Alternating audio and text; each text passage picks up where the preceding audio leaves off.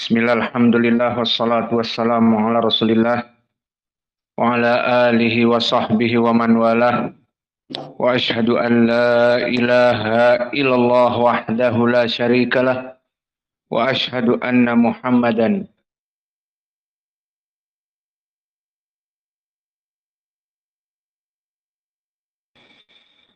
yang cerah ini hari Senin 29 Juli 2024 bertepatan dengan hari ke-24 dari bulan Muharram 1446 Hijriah. Kita lanjutkan kajian di Fakultas Soal Jawab. Maka dipersilahkan kepada ikhwanuna untuk membacakan soal. Bismillahirrahmanirrahim. Soal jawab edisi Muharram 1446. Soal yang pertama. Assalamualaikum warahmatullahi wabarakatuh. Ustaz, mohon pencerahannya.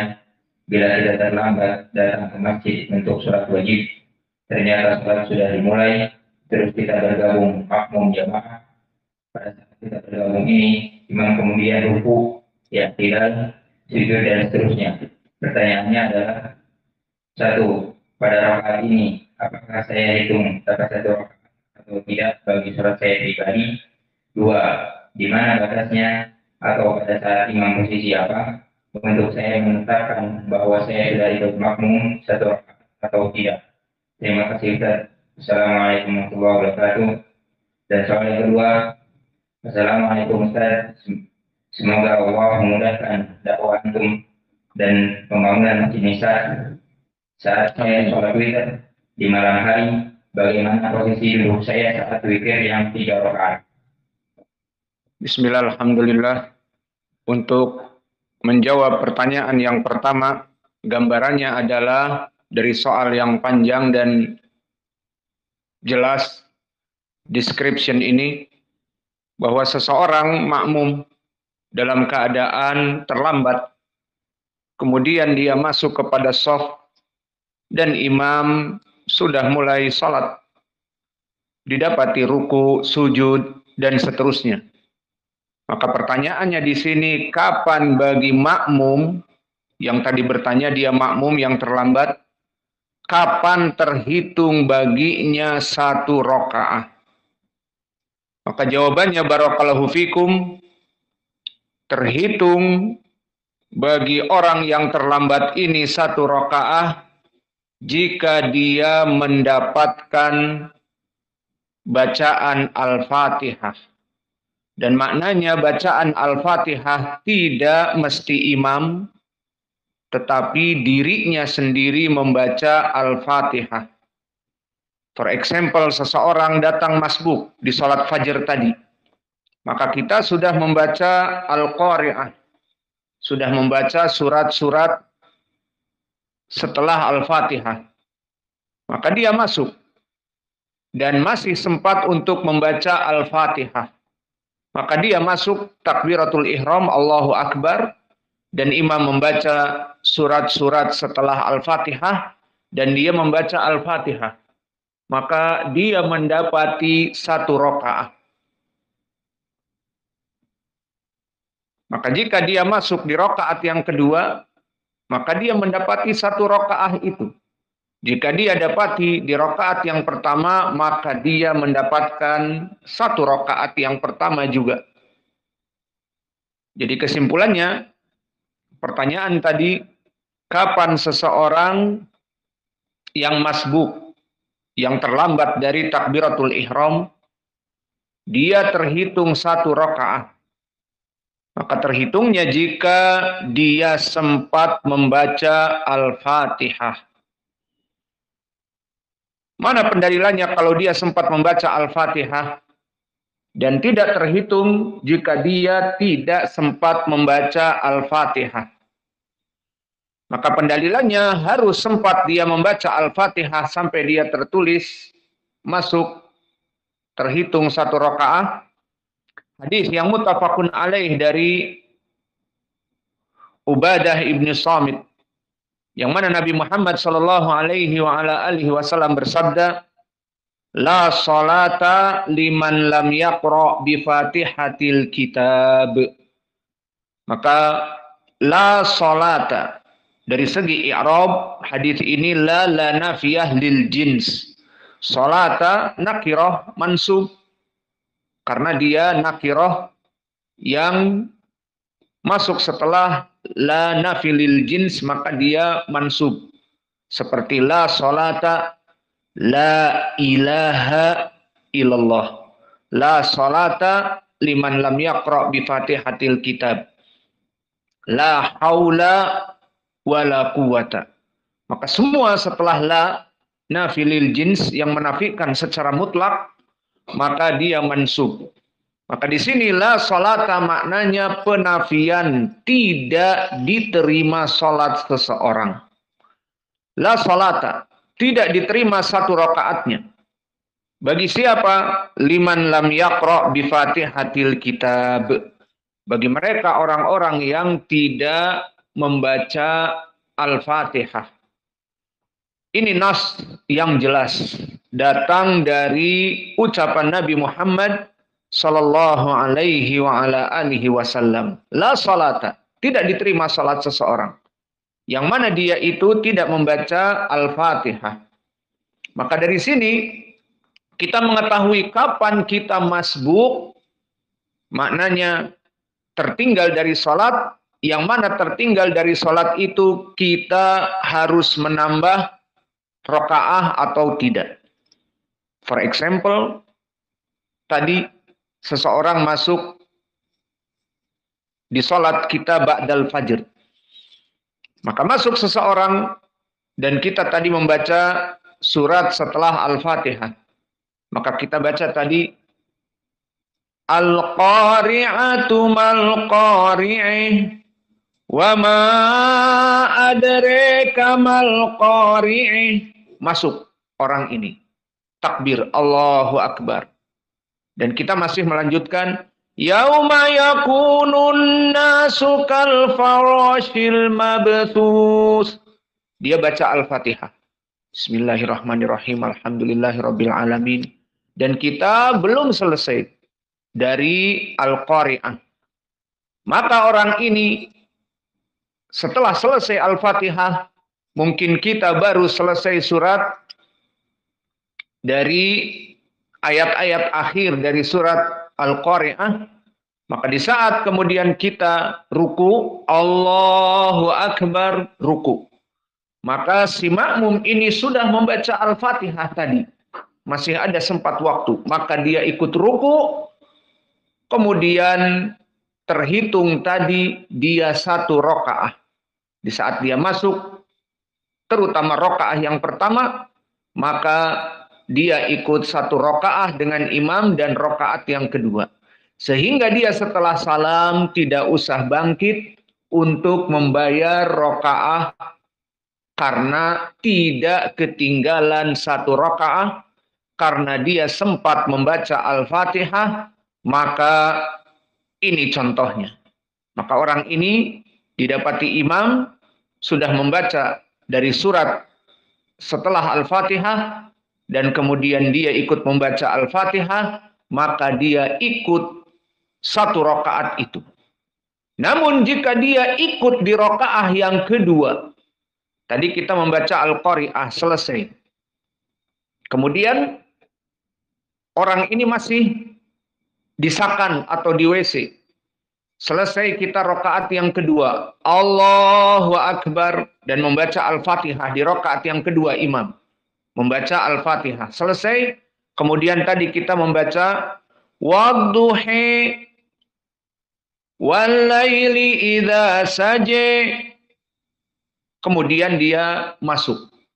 Allahu Akbar ke shaf.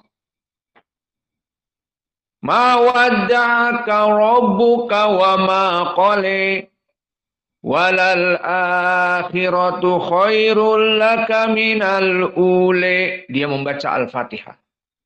Maka selesai dari kita tadi membaca surat Ad-Duha dan dia telah selesai membaca Al-Fatihah, maka rakaah yang kedua yang dia terlambat tadi, itu dia mengikutinya. Terhitung satu rakaah. Maka di saat imam salam, maka dia berdiri untuk membayar satu hutang rakaah. Karena dia masuk tadi ke rakaah yang kedua dan sempat membaca Al-Fatihah. Paham?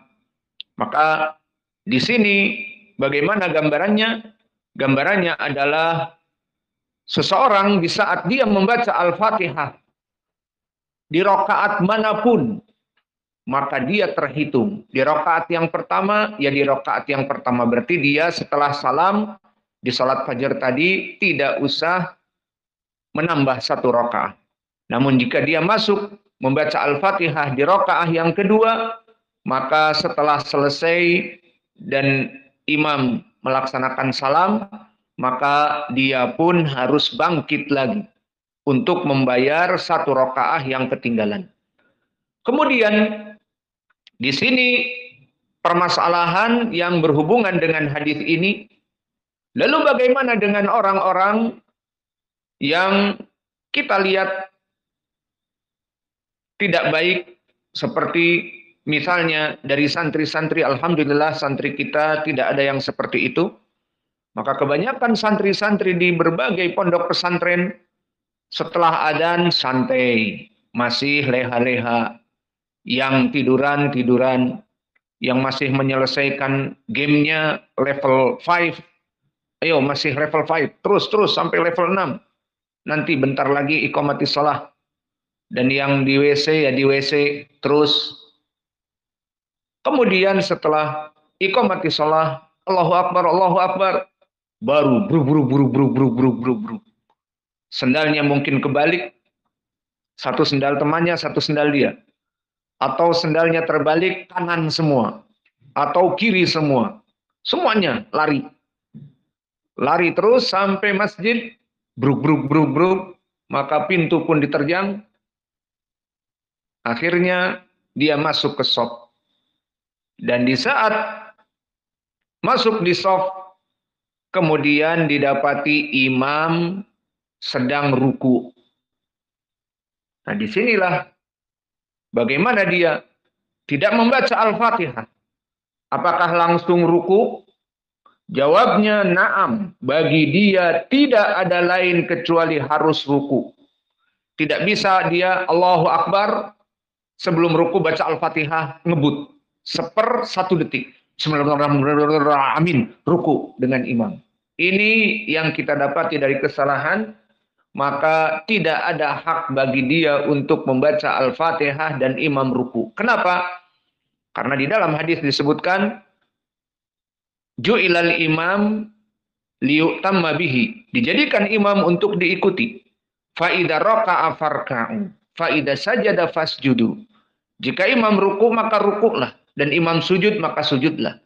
Maka oleh sebab itu barang siapa yang tadi berlambat-lambat dalam sholat, dan kita gelari dengan masbuker, bukan Facebooker saja tetapi masbuker, tukang masbuk. Dan ini alhamdulillah tidak ada di pondok kita kecuali you. Maka di sini dia tidak ada pilihan lain kecuali halus ruku dan meninggalkan Al-Fatihah. Lalu bagaimana tidak membaca Al-Fatihah? Bagi dia untuk mengulang dari rokaah yang tadi dia ruku. Maka permasalahan ruku ini terjadi ikhtilaf di kalangan para ulama. Jika didapati imam ruku, apakah masuk satu rokaah atau tidak? Maka jumhur ulama mengatakan satu rokaah, meskipun tidak membaca Al-Fatihah. Dan para muhakkikun mulai dari zaman dulu seperti Imam Al-Bukhari dan juga Imam Ibnu Huzaimah dan diikuti oleh Syekhul Islam Ibnu Taimiyah dan juga Ibnu Hazm dan juga madhab dari Syekh kami Muqbil Al-Wadi'i, berbeda dengan ulama As-Saudiyah seperti Ibnul Utsaimin, Ibnu Baz rahimahumallah. Maka madhab al-muhaqqiqin mengatakan tidak diterima rokaatnya bagi orang yang mendapati imam ruku. Lihat bagaimana wajah pendalilannya. Mereka yang mengatakan cukup, barang siapa mendapatkan imam ruku, maka dia terhitung 1 rakaat. Mana pendalilannya? Mereka beristidlal dengan hadis. Dan hadis ini sahih. Tidak tanggung-tanggung, hadis ini muttafaqun alaih. Hadis ini diriwayatkan oleh sahabat Abu Bakrah. Maka dikatakan Abu Bakrah, di saat dia datang kepada salat, fawajada Rasulullah sallallahu alaihi wasallam yukabbir ruku'an. Allahu akbar ruku'. Maka Abu Bakrah sampai di pintu mendapati Nabi ruku, faroka. Maka dia ruku. Belum masuk shaf tapi. Ruku di pintu sana. Kemudian sampai itu dia jalan dalam keadaan ruku. Sampai mendekati Nabi ke shaf. Paham? Jadi rukunya di tempat dia masuk. Karena Nabi takbir pada saat itu di sana. Maka dia ruku, Allahu Akbar, Allahu Akbar. Kemudian jalan dalam keadaan ruku. Maka setelah itu tentunya Nabi mengetahui. Karena di dalam hadis banyak Nabi itu mengetahui di saat dia sholat apa yang terjadi di belakangnya. Dan ini mukjizah dari Nabi. Maka Nabi mengatakan, "Mada sana'at?" Apa yang kamu perbuat wahai Abu Bakrah? Dia melihat Abu Bakrah ruku dan berjalan. Maka dikatakan oleh Abu Bakrah, aku mendapati kamu dalam keadaan ruku maka aku ruku. Tapi salahnya ruku baru masuk dan di depan pintu hatta wassalat ila shaf. Sampai dia ruku jalan sampai kepada shaf. Apa kata Nabi? Zadakallahu hirsan wala ta'ud. Sekarang saya mau tanya lafaz ini. Zadakallahu hirsan wala ta'ud. Setelah dijawab oleh Abu Bakrah semangatnya dia bahwa saya mendapati kamu takbir dan dohirnya barang siapa mendapatkan imam takbir ruku faroka'a ida sajada fasajada. Maka aku mendapati kamu ruku maka aku ruku. Meskipun baru masuk di depan pintu kemudian aku jalan. Ini perbuatan yang salah. Tidak seperti itu. Maka Nabi mengatakan atas fatwanya dia karena baru mendapati seorang sahabi ini perkara itu baru, berbeda dengan kita, perkara-perkara yang telah terjadi 1446 Hijriah yang lalu. Adapun Abu Bakrah hidup di zaman Nabi dan baru pada saat itu dia mendapatkan posisi keadaan seperti itu. Maka dia berijtihad, ruku di depan pintu, kemudian jalan.